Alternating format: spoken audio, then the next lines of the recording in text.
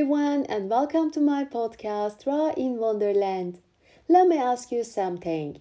Have you ever stood in the middle of your living room, looked around, and felt overwhelmed?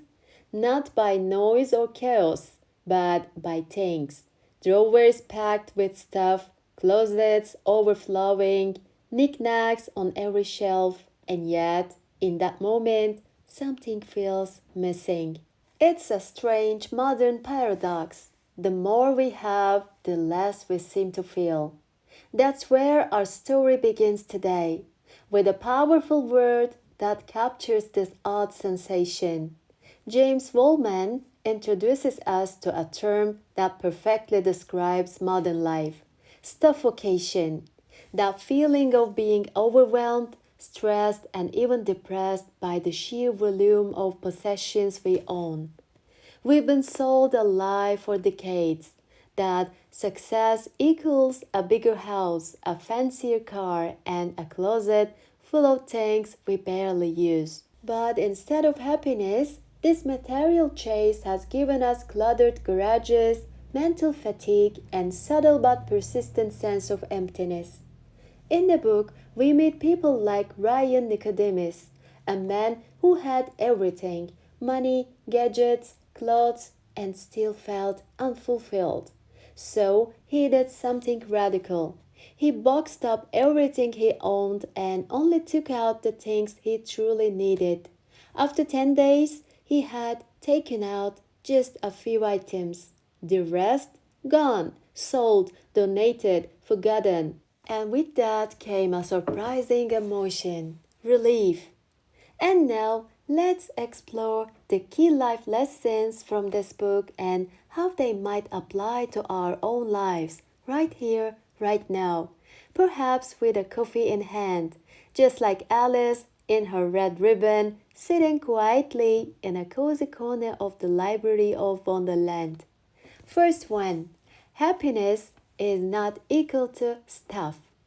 We've been conditioned to believe that happiness has a price tag: a house worth 5 million, a designer handbag, a dream kitchen. But the truth?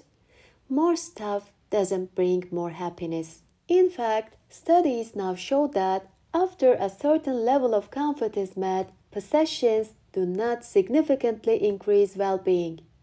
When I think about my own house, it's never the objects that made me feel good. It's the morning coffees, the laughter with a friend, the morning light through the window. These are not things, they are moments. 2. The new rich, experience collectors. Wallman is suggesting a shift from materialism to experientialism, a way of life that values memories over materials and living fully over owning fully. So instead of asking, "What should I buy next?" ask, "What should I do next?" or "Who should I spend time with?" 3. Clutter is equal to anxiety. The CELF study, which is a fascinating anthropological project, revealed that physical clutter directly increases cortisol levels, our stress hormone, and oddly, it affects women more than men. Here is a practical tip: choose one space this week, a drawer, a shelf, or your inbox, and declutter it. Notice the relief. You don't have to live like a monk, but creating space creates peace. 4.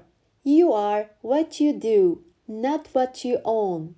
Experientialists define themselves not by the car they drive, but by the adventures they have had, the lessons they have learned, the people they have met.